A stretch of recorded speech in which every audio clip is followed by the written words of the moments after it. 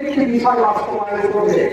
আমরা আপনাদের কাছে আছি, কিন্তু এইটা বলে রাখুন, আজকে বাংলাদেশকে যারা সিরিয়া বানাতে চায়, আজকে বাংলাদেশকে যারা লিবিয়া বানাতে চায়, আজকে বাংলাদেশকে যারা ইরাক বানাতে চায়, সেই বিশ্ব ব্রহ্মাণ্ডের ষড়যন্ত্র কিন্তু আপনাদের বুঝতে হবে।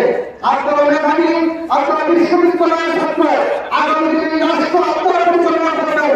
আপনারা আপনাদের মুখের দিকে তাকিয়ে আজকে এই অভিভাবকরা রাস্তায় দাঁড়িয়েছে।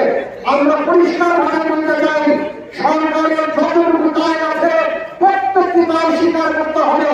প্রত্যেকটি হত্যাকাণ্ডের সুষ্ঠু তদন্ত করে তার সঠিক বিচার করতে হবে।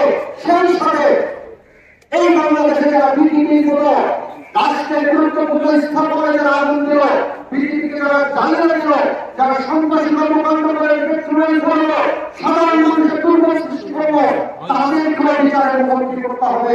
অর্থাৎ সেই রাষ্ট্রদ্রোহী দেশদ্রোহী চক্রটি আপনাদেরকে ঢাল হিসেবে ব্যবহার করে বাংলাদেশকে যারা ঘুরিয়ে দিতে চায়, ওই বিশ্ব ব্রহ্মাণ্ডের ইচ্ছা পূরণ করতে চায়, গৃহযুদ্ধ বাঁচাতে চায়, আপনাকে আমাকে মুখোমুখি করতে চায়, আপনাদেরকে রাষ্ট্র মুখোমুখি করতে চায়, তাদেরকেও আমাদের চিহ্নিত করতে হবে।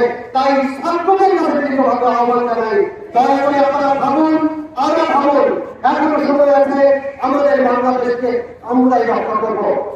সংগ্রামী বন্ধুরা, এ পর্যায়ে আমন্ত্রণ জানাচ্ছি আমাদের প্রিয় অভিভাবক, প্রিয় পুলিশ, প্রিয় অঞ্চলের দিকে আমি বক্তব্য রাখার জন্য